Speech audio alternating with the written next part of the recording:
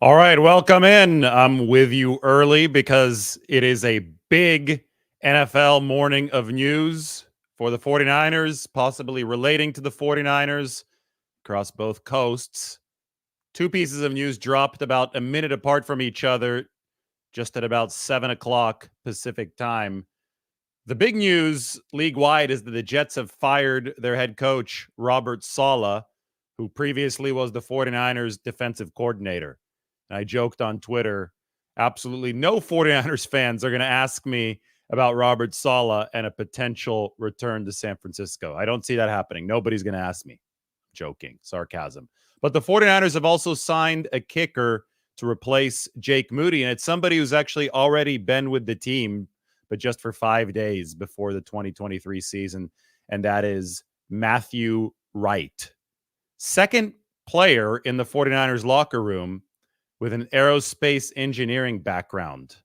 Just as an intern, that was Matthew Wright. He joins the Pastronaut, Josh Dobbs, 49ers third string quarterback, as somebody who's dabbled in aerospace engineering. Wright was with the team for 5 days before the 2023 season when Jake Moody had a quad injury. Jake Moody now has a high ankle sprain, so he'll be out for at least a few weeks. 49ers bring Wright aboard. He is 40 of 47 in his career, kicking field goals, 35 of 37 on extra points. He's been with a whole laundry list of teams.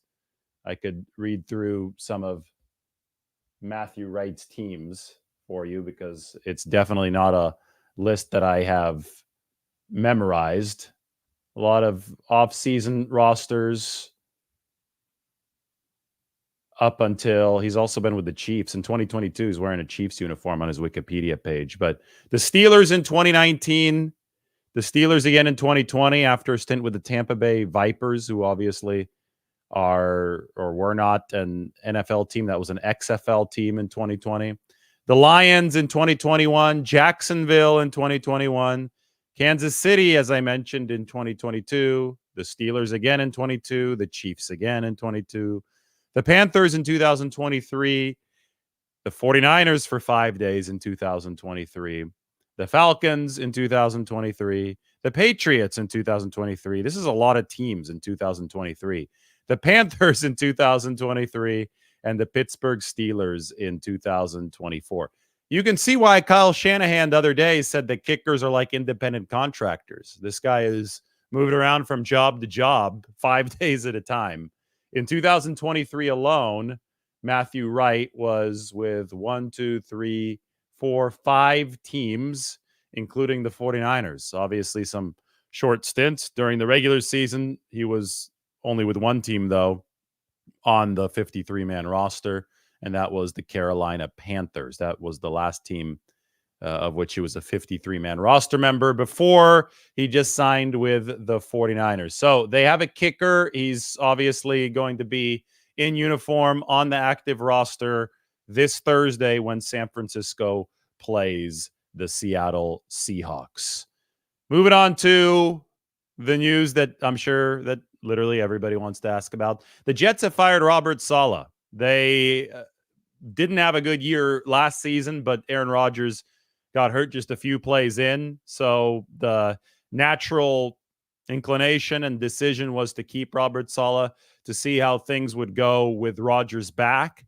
The Jets have started 2-3. They lost to the Minnesota Vikings in London this past Sunday, and the decision has been made to move on from the former 49ers defensive coordinator. So the natural question is this: will the 49ers bring back Robert Saleh?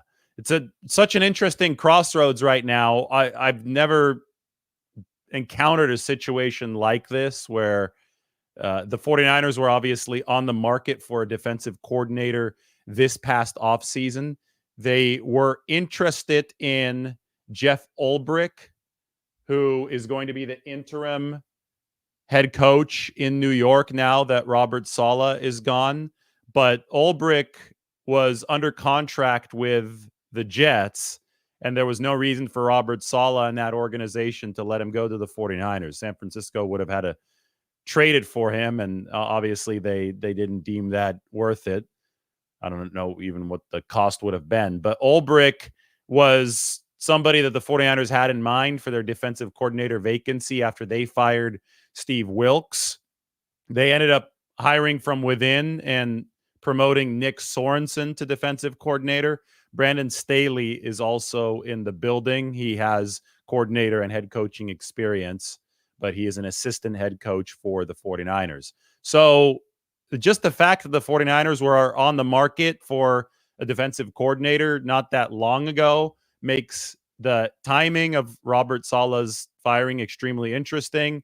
We don't have much information yet. Supposedly, the Jets just informed Robert Saleh of this decision not too long ago. So he would have to decide what he's doing moving forward if the 49ers were even interested in bringing somebody else in midstream this season. But he obviously is somebody who's very familiar with what the 49ers run defensively, even if it has evolved since Saleh left after the 2020 season.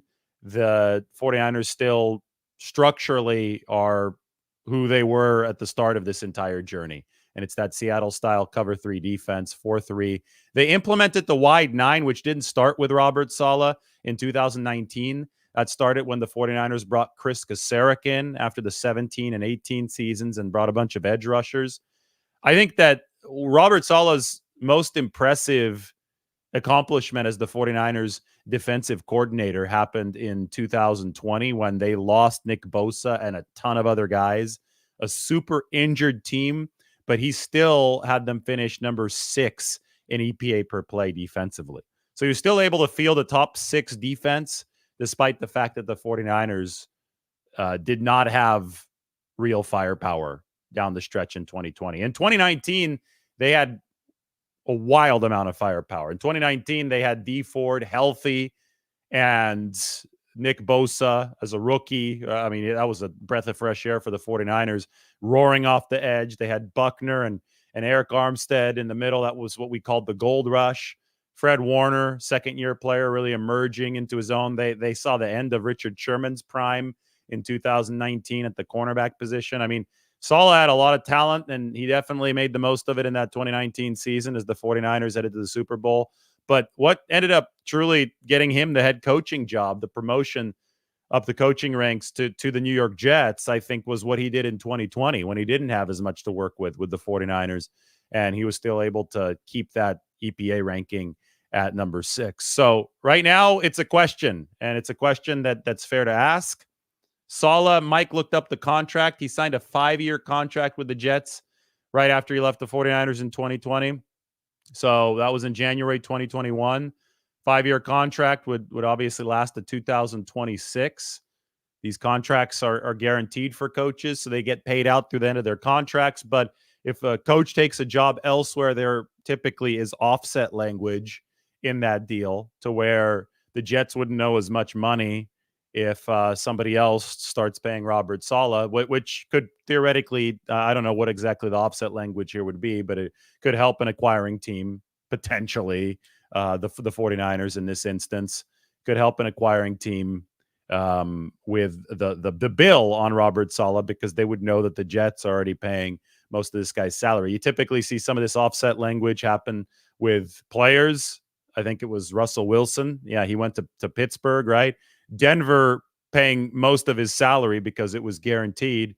So Pittsburgh went ahead and signed Russell Wilson to the league minimum. But again, this is just me talking about something that is known in the player sense with Russell Wilson and offset language. I don't exactly know where it's at with Robert Saleh. And this is just a question that 49ers fans are going to be asking, and maybe we'll find out some answers to it moving forward. San Francisco does practice today. It's technically a practice, but in actuality, a little bit more of a walkthrough before they fly to Seattle tomorrow. When we talk about Robert Saleh and the 49ers defense as it stands right now, I think it's always beneficial to bring in actual context. And I was able to do that yesterday in some of my writing up on the San Francisco Standard. There's Nick Bosa. We're just talking about him. Well, he's the headliner of our 49ers grades piece after they faced and lost to the Arizona Cardinals 24-23. Went through some data in this piece that does take a look at where the 49ers defense is exactly right now against the defense of some of their teams that struggled out of the gate in recent seasons. All those struggles, by the way, happened after Robert Saleh left the New York Jets. The seasons that I run comparisons to are 2021 and 2022. At that point, Saleh was already in New York. This graphic right here, I think, could add some good perspective as to where the 49ers are right now. 2024, these are EPA, expected point added ranks. You look at the right column, that's where the 49ers rank as a team right now across all the categories. They also started slowly in 2021 and 2022. A brighter yellow color here means a higher rank. So you can just visually compare where the team stands now versus where it was when they were 3-5 in 2021 and 3-4 in 2022. Offense better, makes sense. More stability at quarterback with Brock Purdy. Interestingly, the defense, the trend has been worsening run defense over the years, but improving pass defense generally. I mean, in 2022, they were number 8. This season, they're at number 9 pass defense-wise. Number 12 overall defense by EPA per play. So when you talk about Nick Sorensen's unit, it's his first year. He's growing on the job for the 49ers, just like D'Amico Ryans had to grow on the job in 2021. And he's got them at number 12, actually at a better overall ranking than Ryans had the defense in 2021, about mid-season when they were 3-5 and he was new. The notable difference here is that the pass defense, I think the 49ers just have more talent in the secondary. They're really devoid of cornerback talent back in 2021 when they ranked number 27. It will be fascinating to see how this 49ers defense evolves. They've been blitzing a lot over the course of, like incrementally more, I would say, too, over the course of this season. I don't think that the pass rush is as strong as it had been in years prior, especially after losing Javon Hargrave in the middle. So they're looking for as much pressure as they can get, especially from the interior. I do think that Leonard Floyd played a good game against the Arizona Cardinals, but Kyler Murray was able to get rid of that football just before Floyd got to him on the 4th and 5. Linebacker-wise, the 49ers might be as weak as they've been throughout the entire Kyle Shanahan era. That to me is a big, big issue.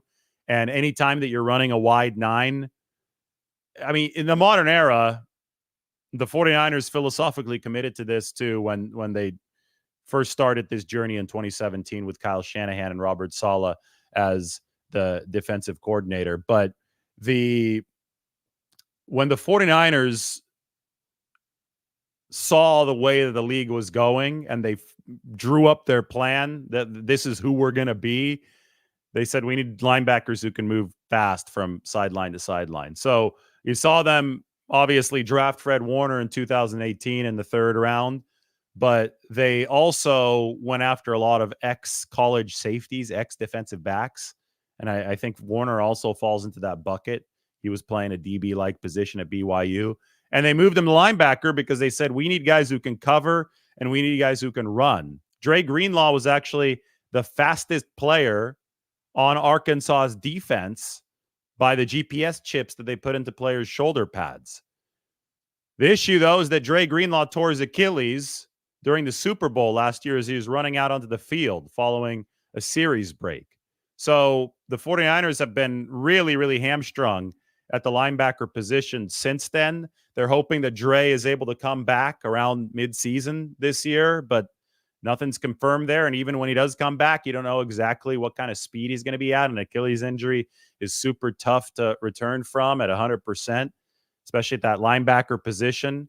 There's a whole lot of changing of direction happening there. You've got to plant that foot, and you're doing it at a heavier weight as a linebacker than you are as a skill position player like a wide receiver. But in the interim, they've got Devondre Campbell, who obviously is not in his prime anymore, not moving as quickly as he did when he was an All-Pro with Green Bay. And they've got some young guys who they're trying to develop in D. Winters, Jalen Graham, and Tatum Bethune. Adding, injury to insult or injury on top of injury, the 49ers saw Curtis Robinson who seemed to have a promising training camp, who might have been developing into a player who could give them some valuable snaps. They saw him tear his ACL not too long ago. So I think the 49ers are really feeling it at linebacker right now. And I think that's the portion of this defense that is so integral, that binds the front four and the back four together. Right now, that linebacker position is not quite as strong and deep as the 49ers have had it in the past. D. Winter saw 26 snaps, and I graded him in the piece up on the San Francisco Standard. Winter saw 26 snaps against the Arizona Cardinals. I don't think that he was bad, but I do think that the 49ers are just learning how to trust. And Demetrius Flanagan-Foles is hurt right now, so they're learning how to trust anybody not named Fred Warner on this football team. So for the time being, Devondre Campbell is your linebacker 2 for San Francisco. Anyway, this is where the 49ers defense is at, number 12 so far this year. The reason I bring this up is that things just aren't as dire for the 49ers as a lot of the emotional overreactions would tend to indicate. They're performing better efficiency-wise than the 2021 and 2022 teams were during their slides. Now, whether or not the 49ers turn this around, I don't know. I honestly don't know. But they have a track record of turning things around. And that's what I wrote about in the grades. So you can go ahead and check them out on the Standard. In fact, I'm going to send the link to Mike. Fire it off his way. You can put it into the description. If you're watching on YouTube, it's going to be in the description right after Mike puts it in. If you're watching on Twitter, go to the YouTube, subscribe. David Lombardi over there. If you're listening to the podcast, just go view this in any video form that you can. But the YouTube is where the link is at. I guess it's on my Twitter as well. So Robert Saleh coordinating this guy again, maybe next year. Maybe I don't know. Again, I never heard of a midstream change like this. Guy gets fired from his head coaching position. Usually he probably wants to go take a vacation, get away from things. But you could also argue that guys are geared up and locked in, ready for the grind of the NFL season. And they don't want that just pulled away from them at this point of the year. I don't know what Robert Saleh wants to do. Again, this news is still really fresh. 49ers have been in such an interesting position regarding defensive coordinator because of the switch they had to make. You know, we could just talk a little bit about what the 49ers have tried to do philosophically at the defensive coordinator position as well. They obviously have wanted to maintain continuity since they did see so much success with Robert Saleh. After 2020, when Robert Saleh left to the Jets, they brought DeMeco Ryans up through the system. He came up as a quality control guy and then as linebackers coach, and DeMeco Ryans became the defensive coordinator. DeMeco Ryans' first half season was a rough one for San Francisco. This was the 49ers defensive rankings. These were the 49ers defensive rankings in 2021 at their 3-5 start. So halfway through the year, they ranked number 27 in pass defense, number 8 in rush defense, and number 23 in total defense. So you've got to be fair to Nick Sorensen, who's the first-time coordinator, because he's in the same spot that DeMeco Ryans was back in 2021. But by the end of the year, DeMeco Ryans' defense had turned it around. He'd found a way to really, really stop the run. They're number 1 in the run, in run defense over the stretch of that season. I think that the move of Eric Armstead to defensive tackle full-time really helped the 49ers. They were able to make do with a secondary that obviously didn't have enough talent. It did catch up with them in the fourth quarter of the NFC Championship game against the Rams when Cooper Kupp and Odell Beckham Jr. really torched the 49ers. But I think by and large, DeMeco Ryans did a good job in his first year. It just took a while for him to get acclimated and for that defense to get going, but he turned it on in time. In 2022, DeMeco Ryans' second year as coordinator, the 49ers had the number 1 defense in the league. So he was hired as the head coach of the Houston Texans. So the 49ers said in 2023, well, we want to maintain continuity, but we're not sure if we have anybody that's quite ready to take the reins the same way that DeMeco Ryans took the reins in 2021 on the current coaching staff. So Kyle Shanahan decided to take a page from his dad's book, from Mike Shanahan's book, and he brought in an outside voice. That was Steve Wilks, who had been the interim head coach of the Carolina Panthers prior to taking the defensive coordinator job with the 49ers.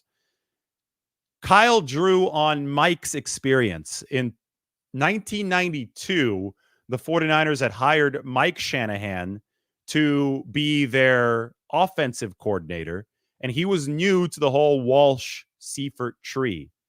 But the 49ers said, we want an outside voice to keep things fresh. However, we still like the way that we've operated because we've won all these Super Bowls.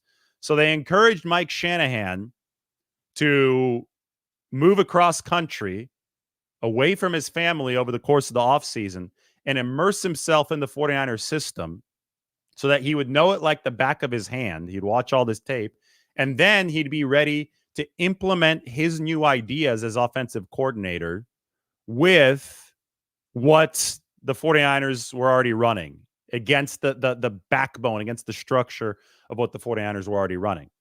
That ended up working like a charm. From 1992 to 1994, while Mike Shanahan was the 49ers OC, Steve Young won NFL MVP twice, and the 49ers won the Super Bowl, their most recent Super Bowl win, to close the 1994 season. So Kyle Shanahan, drawing on that success with Mike Shanahan in the mid-90s, said, okay, I'll bring in Steve Wilks in 2023, and I'm going to encourage him to do the same thing that my dad did back in 1992. I want him to learn our system, and then I want him to try to apply his new ideas from the outside within the framework of what we're already running. Unfortunately for the 49ers, that ended up like trying to fit a square peg into a round hole. It didn't work out with Steve Wilks for whatever reason, whether it was a personality clash or an idea clash.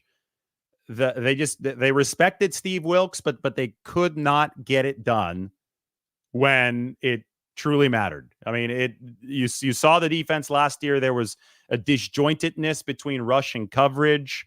There was a number 10 overall ranking by the end of things after they were number 1 the season prior with a lot of the same personnel, arguably better personnel because they had added Javon Hargrave to make that interior pass rush much stronger. It was relatively anemic in 2022.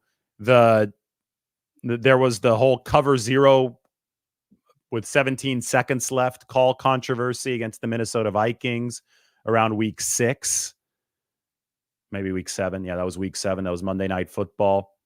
There was the whole move of Steve Wilks from the booth down to the field because that's what Kyle Shanahan wanted from an energy perspective. He did that right around the bye week. So obviously the 49ers and Steve Wilks weren't on the same page. They fired Steve Wilks shortly after the Super Bowl. I think heading into the 2024 season, Shanahan still had the same idea. He wanted a fresh mind in the building to keep up with the times, to make sure that the defensive ideas didn't get stale. But he also said, well, the aggressive swing on Steve Wilks didn't work out. So I want to go back to some sense of structure of who we are at the core. And that's why he promoted Nick Sorensen, because Sorensen had already been in the building. Sorensen had background in Seattle with, the Salah Seattle style cover 3 defense. He went in-house with Nick Sorensen, but he brought in Brandon Staley as an assistant head coach to make sure that the 49ers would continue to have new ideas flowing into the building defensively. The difference between 2023 and 2024 is that Kyle Shanahan did not want the new ideas to be coming from the position of ultimate authority in the defensive room.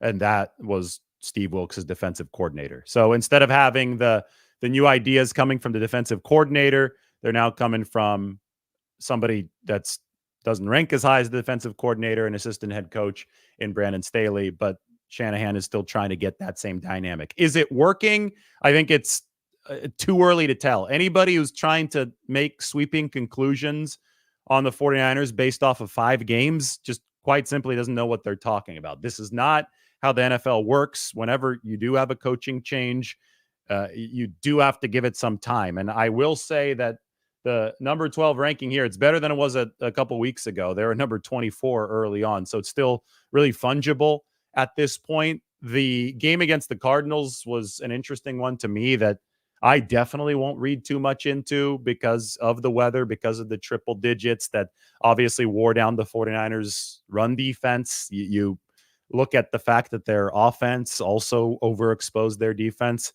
You've heard me say it 5 times already. I put that loss much more on the 49ers offense than I do on the defense, just given the conditions. Both teams were worn out defensively by the end of it, but it's the 49ers who were fumbling the ball away. And that fumble is what overexposed the defense. So I'm not going to sit here and pretend that what happened against the Arizona Cardinals down the stretch of that football game is going to be a reflection of who the 49ers defense can be moving forward. Now, I will say, because I'm objective about this and I'm looking at both sides of the argument, and we have to honestly appraise what schematic performance is. I will say that the fact that they weren't ready for that read option at the start of the game was not a good look. And, Kyler Murray is going to run. Everybody knows that Kyler Murray is going to try to get out of the pocket. Everybody knows that a read option is a very, very basic staple of a QB run game. We heard Nick Bosa talk about the 49ers struggling to adjust to a certain look of read option that they got from the Arizona Cardinals. Anytime that you hear a player use the word adjustment, especially twice in a quote, you automatically look back at what's happening with the defensive coaching. To me, adjustment is a code word for coaching. They also got burned by a read option later in the game with about 2 minutes left. Those are the 2 plays in the football game against the Arizona Cardinals that I really point to and say, hey, schematically, the 49ers needed to be better. There were communication issues. I know Brian Baldinger has discussed some of the communication issues between safety and cornerback, Jair Brown and Charvarius Ward.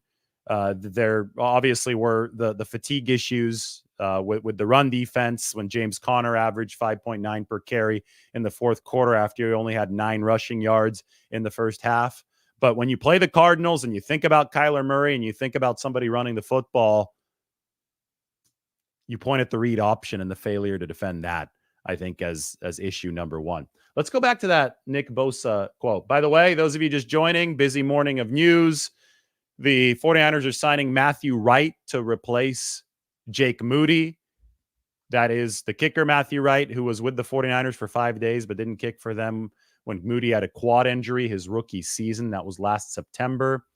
The Jets have fired Robert Saleh, the 49ers' former defensive coordinator. So literally everybody is asking me this question: will the 49ers bring back Robert Saleh?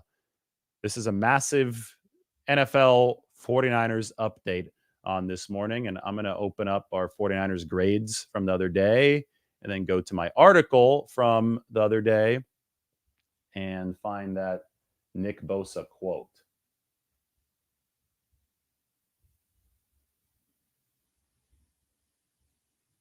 Here it is.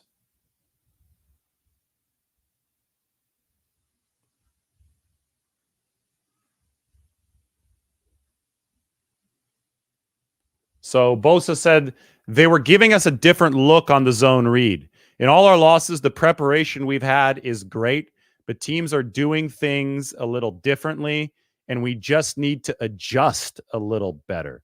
They're showing different looks than what we were looking at on tape, so we just have to adjust. Use the word adjust twice. I think that jumped out to a lot of people because we all watched the game with our own eyes. We all saw the zone reads. And we've all seen the 49ers defense. They haven't been playing up to the dominant level that we saw most recently in 2022. We might have seen it at times in 2023. But again, they finished ranked number 10 in 2023 in EPA per play. It wasn't a great defense for San Francisco. In 2022, you could say it was a great defense. They finished ranked number 1.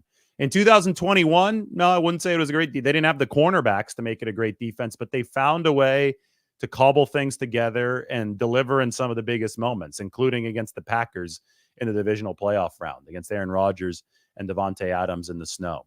So, I mean, the 49ers have statistically fielded two great defenses in the Shanahan era. 2019, that was the number 2 defense behind New England, and 2022, that finished as the number 1 defense. Robert Saleh was the defensive coordinator of the 2019 unit. DeMeco Ryans took over by 2022. They've been struggling to get back to that very elite level ever since DeMeco Ryans left, which is why 49ers fans keep on asking me this question. Will the 49ers bring back Robert Saleh? It is flooding my social media right now. The answer obviously is we don't know. We need to hear from Robert Saleh. We actually need to hear from the 49ers to see if they're interested in making a change. The reason I went through that entire history right now of philosophy and Kyle Shanahan bringing in Steve Wilkes and Brandon Staley and outside voices, I wanted to set the stage for you, to show you how the 49ers are thinking about this strategically. So hopefully that helps. And I know that the questions are going to persist, but at this point, we just need to wait and see what the 49ers are actually going to do. So, busy morning. Matthew Wright is aboard. Robert Saleh is off board in New York. So, and he has a lot of ex-49ers on that team. They've got Solomon Thomas on the defensive line in New York. Javon Kinlaw is out there as well. And I believe Isaiah Oliver, but Oliver never played for Salah with the 49ers. He was more of a Steve Wilkes guy, I would say, coming from the NFC South, only with the 49ers last season. I'm going to answer a few questions. I know that the comment section is going to be busy on this morning. Yeah, we do have a lot of people watching. We've got over 6,000 watching if we include Twitter. Over 1,600 watching on YouTube. That's awesome. 1.7K, 1,700. Sweet. All right, let's answer some questions. I'm up early. I get up early to go swim in the bay. Today, I'm like, okay, I guess I'm not going to go swimming, at least right now. I guess I'm going to talk about Robert Saleh, and I'm going to talk about Matthew Wright, the 49ers' new kicker. Jeff Ulbrich, by the way, now the interim coach for the Jets. Former 49ers linebacker Jeff Ulbrich, who they were reportedly interested in as their defensive coordinator this offseason, but he was already under contract with the Jets. Will Ricky Pearsall be available Thursday night? No, he will not be. The 49ers did not open Ricky Pearsall's practice window this week. Doesn't make sense to. They're only walking through today for all intents and purposes. The practice window, when you do open it, is only 3 weeks long. So you have to decide at the end of the 3 weeks if you're going to activate the player or not. So you don't want to burn a week when you don't have practice that week. So I would expect them to open Ricky Pearsall's practice window next week if everything continues to go well on that front.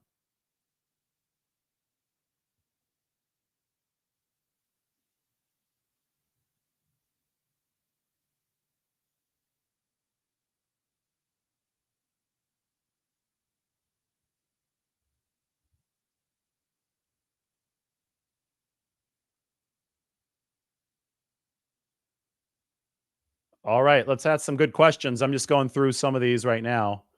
Seems like people have calmed down a little bit after the loss on Sunday, less emotional overreactions, and now people are thinking strategically, which is productive.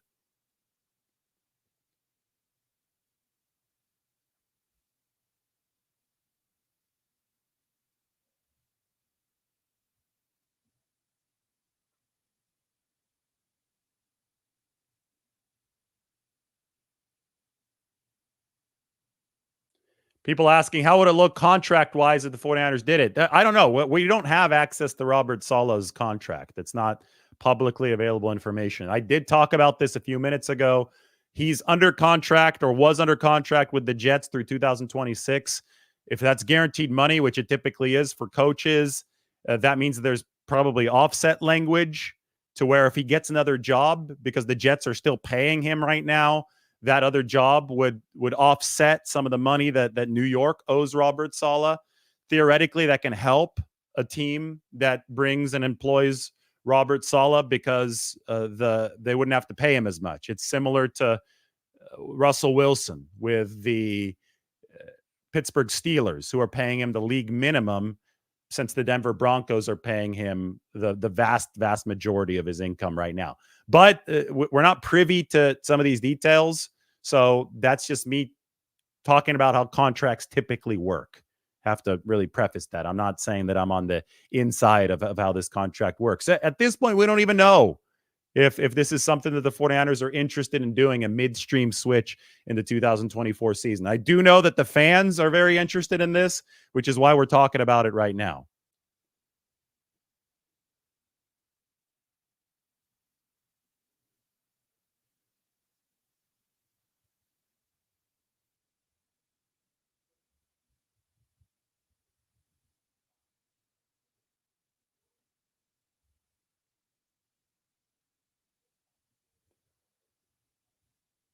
Why has the 49ers offense gone backwards in the red zone?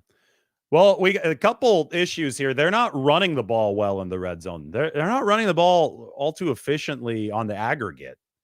They have Jordan Mason with all these rushing yards, but the actual nuts and bolts efficiency, which is a greater indicator of team success, ranks number 20 in the run game. I think I showed you guys right here. Yeah. Take a look at this. And then I've got a couple other graphics that I want to pull up on the screen to help illustrate this.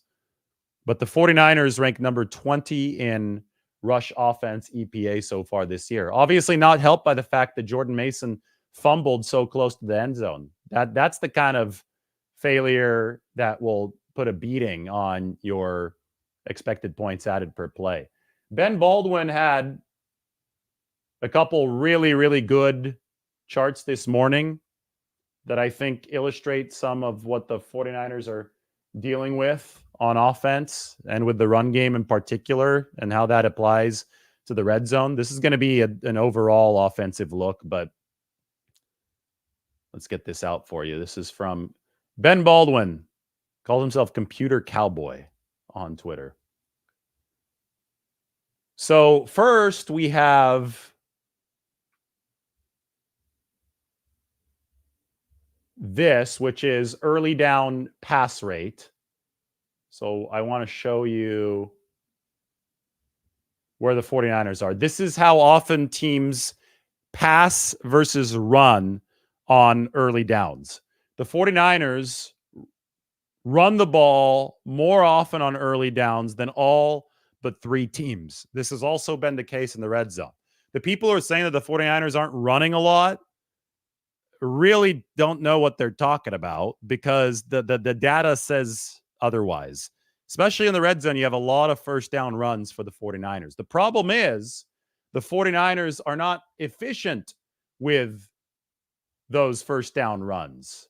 Take a look at this. This is also from Ben Baldwin. You see the 49ers early down pass rate is really low. Well, here's early down rushing and passing efficiency. The further to the right you are, the more efficient you are passing. The further up your logo is, the more efficient you are running the football. Well, the 49ers just happen to be over here, below average in rushing efficiency, but way above average in passing efficiency. The Ravens are an example of a team that's doing both well. The Lions doing both well. The Bengals doing both well. The 49ers are not running the ball efficiently enough, period. And that's really hurting them in the red zone, because it's setting up 2nd and 8, 2nd and 7, 2nd and 9, 2nd and 10, if you're not getting anything on first down. And when the red zone is already condensed, super condensed, 2nd and 8 and 2nd and 9 is even harder than 2nd and 8 and 2nd and 9 at midfield. It's not just the lack of rushing efficiency on early downs. It's also, I think, a lack of separation. Christian McCaffrey helps the separation a ton. I don't think Brock Purdy's been aggressive enough in some instances, although Brad Graham, shout out to Brad at the SF Niners, does an awesome job. He did a look at the film of Purdy throwing to Kittle, and he threw to Kittle late, and that was in the flat in the red zone. And that play led Kittle out of bounds. The throw led him out of bounds. He could not turn upfield and get across the pylon because the throw hit him late. Purdy, though, it looked like he had to throw it late because there was a pass rusher coming around the edge who he had to avoid. Otherwise, the throw gets batted down or maybe even intercepted. So sometimes things aren't as simple as they seem. And maybe a small detail in the play, maybe if Kyle Juszczyk can hold that pass rusher a split second longer, Brock Purdy does not have to double clutch on the throw to George Kittle in the flat. Small things like that are hurting the 49ers in the red zone. But I will say the larger overarching issue is this right here. The 49ers are not rushing the ball efficiently enough. They had a 30% success rate running the football against Arizona. The Cardinals had a 52% success rate. So the Cardinals were over 20 points better in terms of rushing success rate against the 49ers on Sunday. And if you win in the trenches like that, if you win in the run game like that, especially on a 100-degree day, you're probably going to win the football game. That's what ended up happening. The Cardinals just won the arm wrestling match. So the 49ers need to become better running the ball. That's something that Christian McCaffrey should help with when he does return for this football team. And the 49ers then need to rely on McCaffrey too in the pass game to develop some more separation. For the time being, they've got to figure out a way to make this work without McCaffrey because they have a huge game in 2 nights. They have a huge game on Thursday night in Seattle for first place in the NFC West, which is remarkable. It just goes to show you the parity in the league. And they can't have a 1 of 6 red zone night again. 49ers ranked number 30 in red zone efficiency. They were number 1 last season. You can't drop from 1 to 30. It just cannot happen. Christian McCaffrey is good. He's great. Future Hall of Famer. He's not that great, though. You can't see a drop from 1 to 30 just because of a loss of 1 player. So I think Purdy has to be more decisive in some spots, maybe not necessarily in the spot that we're talking about. I gave you the George Kittle example into the flat. I think the 49ers need to improve this. The rushing efficiency has got to get better. That starts with the line. That starts with the play calling. Jordan Mason can't fumble the ball away in the red zone. That also would help for San Francisco. And they have to attack the pass routes with intent. Do what you can to create separation schematically if you're Kyle Shanahan. But, one red flag that I've seen from them in the red zone, Shanahan has typically hated throwing fade passes. He's thrown 2 in 2 weeks. One worked to George Kittle. It was into triple coverage, but he made a great catch. Awesome catch against the Patriots. The other one this past weekend against Arizona did not work. And, a fade, it's a little on the lazier end play calling wise, right? Like you toss it up there and you hope the guy will go and grab it. It's usually what you do when you don't feel confident about your ability to generate separation in a more intricate way, which is why Shanahan hadn't liked to run the fade. He'd like to generate separation in a more intricate way, but it's harder in the red zone. And especially when you don't have somebody like Christian McCaffrey, who's a magnet for opposing defenders, creates space everywhere, then sometimes you do have to resort to that and you just let your player go up and make a play. But I do think that the fade is not a super high percentage play at any level of football, even if you do have a tall receiver. Against the Patriots, the 49ers had Kittle at 6'4", 6'5", against much shorter defensive backs. It's a big reason why that triple coverage play worked. But I think you'd be smart as an opposing defense to put a taller safety on George Kittle when you're in the red zone to make sure that kind of stuff can't happen. 49ers had the benefit of having Fred Warner on their team, who's 6'4", who can cover a lot of these situations. Now, we should talk about the one instance where the red zone situation did work for the 49ers, and it was when they spread everybody out, put Brock Purdy in the shotgun, and let him play quick trigger quarterback. And he went to George Kittle in the slot, just sat down in the slot right there, quick release. He threw the ball. Jimmy Garoppolo was actually really good at that, finding guys very quickly out of the shotgun in the red zone. I remember they ran a touchdown to the Rams. I think it was Ayuk that he found in the 2020 season, empty stadium. I still remember it. And it was just shotgun, taking advantage of the quick release, find the window, bam. Maybe that's what they have to do with Brock Purdy. He doesn't have a slow release. It's not as fast as Garoppolo's was. He's better at other stuff, right? He's better at extending the play, but that doesn't work as well in the red zone with less space. I think you have to hit the initial window in the red zone a lot of the time for this kind of stuff to work, especially if the opposing defense is keeping an eye on how Purdy is running back and forth. All right, back to the top. 49ers, will they bring back Robert Saleh? That's what everybody wants to know. Where exactly is Kyle Shanahan at with his thought process regarding the defense? I can guarantee you that Shanahan blames the offense more for this past loss against Arizona. Although his big picture decision-making won't be based on just one game, it is worth noting that this past game against Arizona, I mean, in triple-digit weather, you have to ice that game with your offense. You cannot overexpose your defense, which showed a lot of signs of progress over the course of the first half. The zone read and the adjustments that we talked about with Nick Bosa, that's one thing, but the run defense that the 49ers showed, the fits that they plugged there in the first half when James Conner only had 9 rushing yards, that was impressive stuff. That the ticket to the 49ers defense being what they need it to be, they currently rank number 12 in EPA per play. I think they need to be at least in the top 8, top 5 preferably, but to get to where they need to be, the run defense needs to get better. Lighter colors are higher ranks. You have a dark color here at number 20. They need to get that run defense in the top half of the league. I thought that for the majority of that game, they were playing good run defense against James Conner. The stats speak for themselves, but they wore down at the end. And then obviously the rushing EPA also accounts for the Kyler Murray zone reads. That's where Nick Sorensen schematically has to be better. And I think that's why Nick Bosa said what Nick Bosa said. And I thought I had that up on the screen right there. They were giving us a different look on the zone read and all our losses. The preparation we've had is great, but teams are doing things a little differently, and we just need to adjust a little better. They're just showing different looks than what we were looking at on tape, so we just have to adjust. 49ers also signed Matthew Wright to replace Jake Moody at kicker. I mentioned Wright a little bit earlier. 40 of 47 in his career on field goals, 35 of 37 on extra points. As a senior at the University of Central Florida, Wright worked as an aerospace engineering intern at Lockheed Martin. You got aerospace engineering in Josh Dobbs' background, the Pastronaut, and now you have Matthew Wright, the backup kicker. Hopefully this goes better for the 49ers than the last time they actually had to use a backup kicker, I believe. Well, this wasn't the last time. It was one of the times they had to use a backup kicker.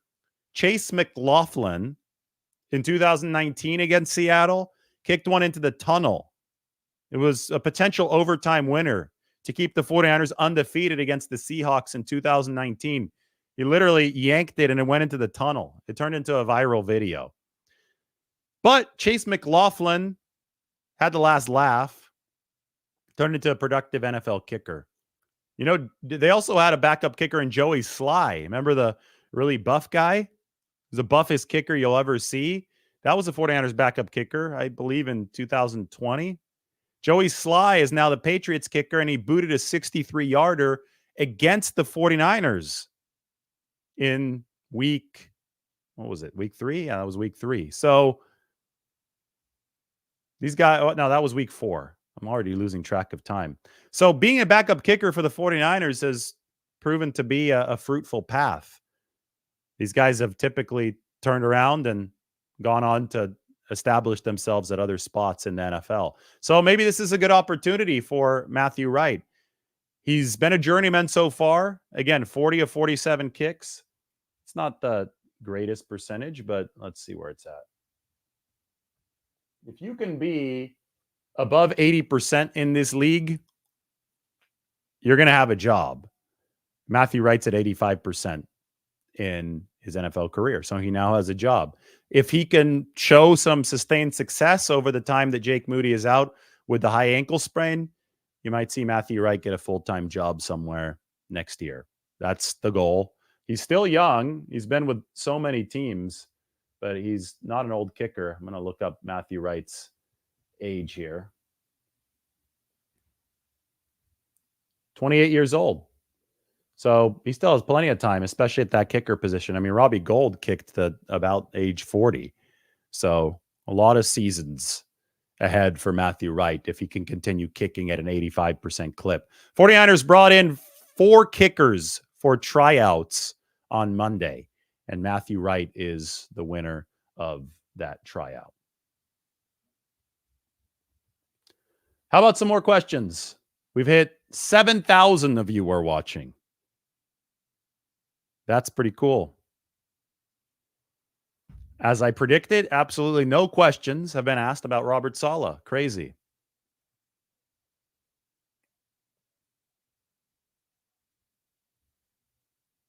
Yeah, this can't be emphasized enough. Robbie Gould is retired.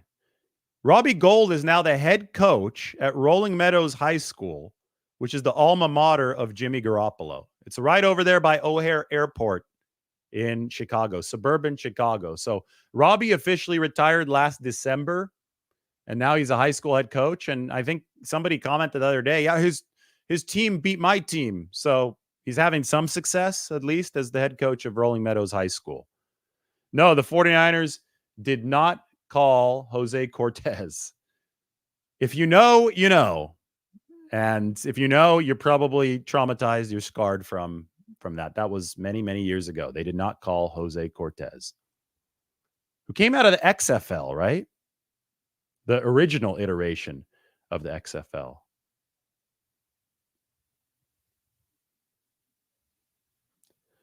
Didn't there's these questions. Why don't the 49ers give the Mason the ball more around the goal line?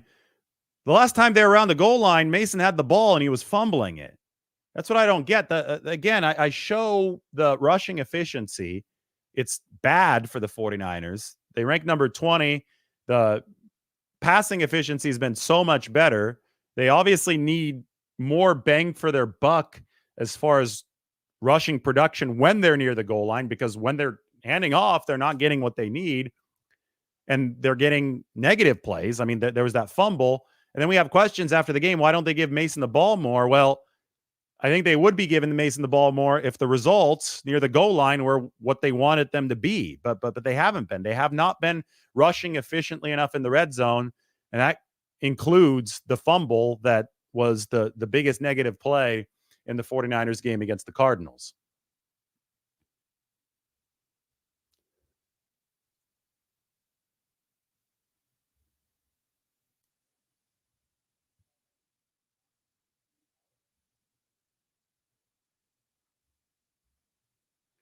All right, any more good questions? Sean asks, any new rumors on DJ Jones? Well, I don't really report rumors. I talk strategy and I give ideas. And one of my ideas was, hey, DJ Jones might at some point be available in a contract year. The trade deadline's not till early November. We're about a month away from the trade deadline. Denver's actually winning some football games. So I don't think anybody is giving up yet anywhere in the league at this point of the season. Maybe Carolina. Oh, not Carolina started winning some games. So, or at least they won one. They beat the Raiders, right? But it didn't go as well for Carolina against the Bears. But it's the Andy Dalton era in Carolina. I digress. We're not at the trade deadline yet. Teams are still trying to figure out who they are. The 49ers hope that they're not what they showed down the stretch of that game against the Arizona Cardinals. October, moving into November, this is the true evolution ground of an NFL season. So once that trade deadline hits, the 49ers will have a much better idea of what exactly they need, if they do need more interior defensive line help. And we'll have a better idea of if the Broncos are interested in selling, because that's what it would require to acquire a player like DJ Jones.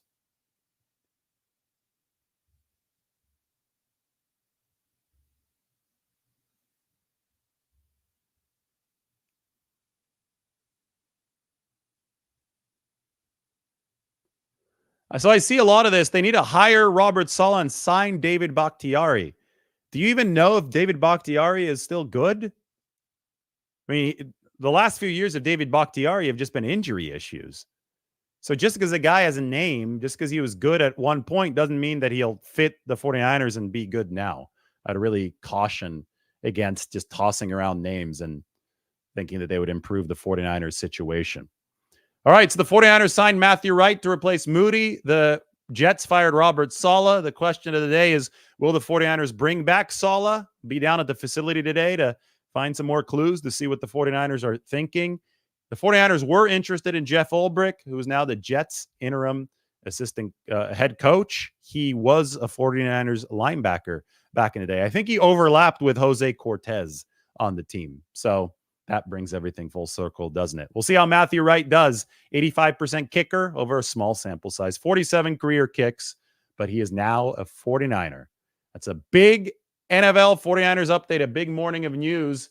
And since you're here, I think all of you should go check out the San Francisco Standard. So I'm working now, and we have a super, super clean layout. The link is in the description for you. So go ahead and check it out. You could go check out Brock Purdy, Nick Bosa, as the 49ers hurry to move past the loss. But you could also go to grading the 49ers. Nick Bosa's right. They've been through worse. Look how clean this is. And you get all these charts, performance charts. This is the most in-depth 49ers coverage that you're going to get. So go ahead and click on that link. Go to the YouTube. Subscribe to my YouTube. If you're watching on Twitter or if you're on the podcast, go to the YouTube, David Lombardi. You can also click on the link to this article up on the Twitter and then put your email in. Sign up for the Standard. It's free, and you will be happy about it. So that's your call to action at the end of this video. I think we have so many people watching right now. We got 7,200 people watching right now. So go ahead and check it out. That is the San Francisco Standard. That's where all the best 49ers coverage is now. We will talk to you very soon.